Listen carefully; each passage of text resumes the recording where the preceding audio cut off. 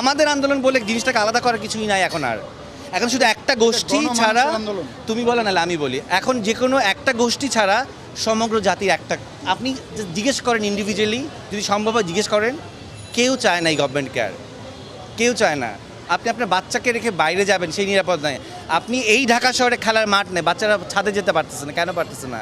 Helicopter দিয়ে গুলি করা হয়েছে। মিথ্যাইটা কয়টা সত্যকে আপনারা আড়াল করবেন? আপনারা চেয়ারে বসে বসে বলতেছেন ওরা ড্রাগস, ওদেরকে ড্রাগস দেওয়া হয়েছিল, এই জন্য ওদের কোনো সেন্স ছিল না। তো ড্রাগস নিলে আপনি মেরে ফেলতে পারেন? কোন রাষ্ট্রের আইনে আছে একজন ড্রাগ অ্যাডিক্টে গুলি করে মারা যায়? আমি ড্রাগস নিয়েছি, এটা দায়বদ্ধতা আমার ফ্যামিলির, আমার প্যারেন্টসের। আমি ড্রাগস নিয়ে যদি সমাজে কোনো ক্ষতি না করি, আপনি তো আমাকে মারতে পারেন না, পারেন? বাংলাদেশে তো অনেকেই গোপনে গোপনে ড্রাগস নেয়, ধরে ধরে মেরে ফেলেন। এগুলো স্থূল কথা বলা বন্ধ করেন। আপনাদের নির্লজ্জ লাগা, আপনারা নির্লজ্জ। আপনাদেরকে আসলে কোন কথা বললে আপনাদের লজ্জা হবে আমি জানি না।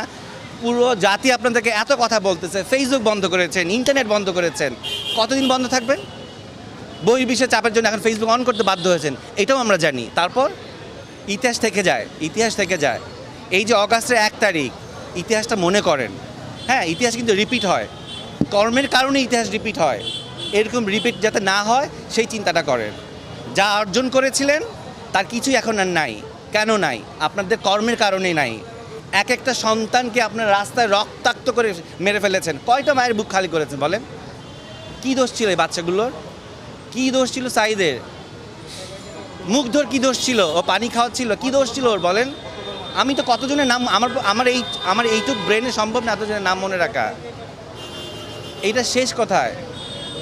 আর মায়া কান্না, আমরা যেই সেক্টরে কাজ করি, আমরা ক্যামেরার সামনে কাজ করি, কোনটা সত্যিকারের কানটা? আমরা মিথ্যাকে সত্যি বলেই অ্যাক্টিং করি, রাইট? আমরা বুঝি কোনটা অ্যাক্টিং, জনগণ এখন বুঝে। এই জেনারেশনকে অনেক গালিগালাজ করেছেন না? এরা কিছুই পারে না, এরা মাদকাসক্ত, এরা সারাদিন অনলাইনে থাকে, কি দেখিয়ে দিয়েছে। তো লজ্জা লাগা উচিত। আমার এখন দুঃখ লাগে, যদি আমি এই জেনারেশনে জন্মাতাম তাহলে আর অনেক কিছু করতে পারতাম, কিন্তু আমি এই জেনারেশনের অনেক আগে জন্মিয়েছি। কিন্তু সেই দুঃখটাও আমার লাগে যে তাহলে আমি ওদের সাথে নিজেকে আত্মদাবাদ করতে পারতাম। 15 দিন ঘরে বসেছিলাম, বলবো কি বলবো না। মানসিক যন্ত্রণা, রাতে ঘুমাতে পারি না। আমি কেন আমার দেশে ঘুমাতে পারবো না? আমি কেন জানি না একটু পরে আমি এই বক্তব্য দিয়েছি, অনলাইনে যাবে, ফেসবুকে যাবে, টিভিতে যাবে, আমি আমার বাসায় পৌঁছাতে পারবো কি না? আমার যাওয়ার কথা ছিল ব্যাংকে। আমি যখন জানতে পারলাম সমগ্র শিল্পীরা আজকে এক হয়েছে, আমি চলে আসি, আমি আমার প্ল্যান ছুঁড়ে ফেলে দিয়ে আসি, আমি ব্যাংকের কাজ সানডেতে করবো। কেন আজকে এসছি? আর কতদিন চুপ থাকবো বলেন? আমি আজকে নাই হয়ে যেতে পারি। আমি হয়তো বাসা থেকে ঘুমাতে গেলাম, দেখবো হয়তো পুলিশ আসে, নিয়ে যাবে আমাকে। তারপর আপনারা কী করবেন?